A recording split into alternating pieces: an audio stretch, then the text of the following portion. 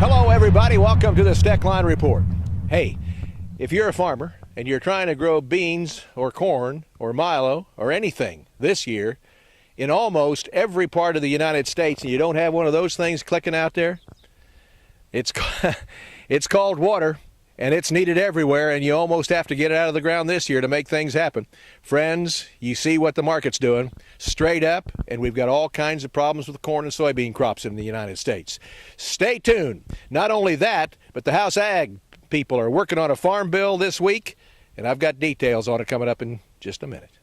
I first got started in the cattle business. My wife and my father-in-law got me into it. I love dealing with the animals and being in the outdoors. At American Ag Credit, I know a lot of them are in the same business that I am. Therefore they understand what I need and what problems I'm against, so they can work with you on it, and it makes it much easier. It's been passed down to me through the generations, and I want to pass it on down to the next generation or two.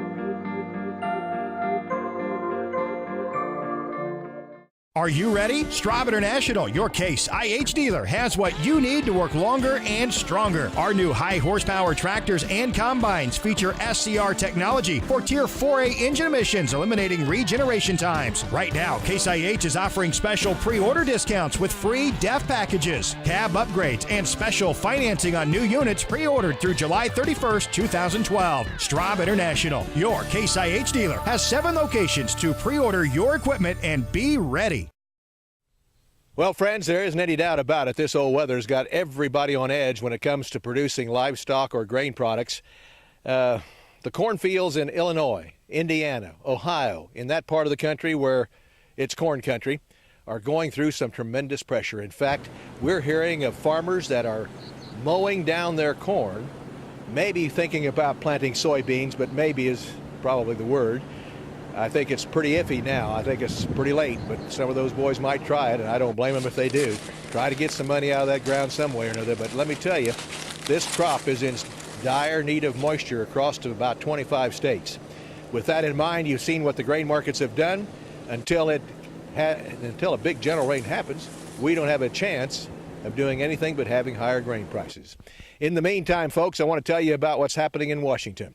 The House Ag Committee leadership has put together a talking point, if you will, but a very major one for the entire House Ag Committee this week. They're discussing it, and I wouldn't be a bit surprised that maybe by the end of this week or the first part of next week, we will see a farm bill come out of that House Ag Committee on to the full House for a vote.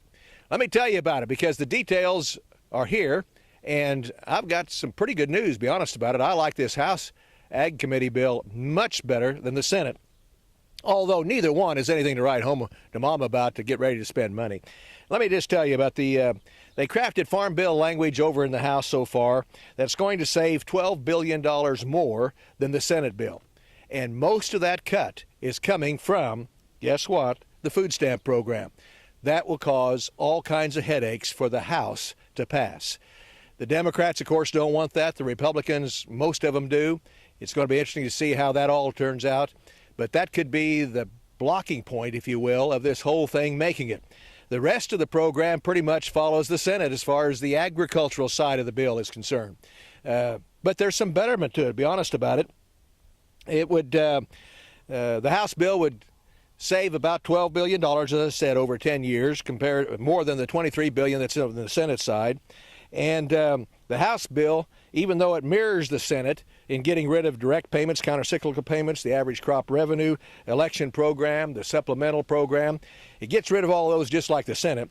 But under the House bill, farmers would have a price loss coverage program, that's a price loss coverage program, or a revenue loss program. You could, the way it looks to me, part of your farm could be in one, part of it could be in another, one crop could be in another, one crop could be one. It's pretty loose. And the price loss coverage program is an updated version of that counter-cyclical program. Farmers would collect a payment when the effective price for the commodity is less than the reference price for that crop. The revenue loss coverage program is comparable to the Senate Ag's risk coverage, requiring a 15% income loss to ensure that farmers are not guaranteed profits. Farmers would receive a payment if actual county revenue, yield, and prices falls below a trigger level.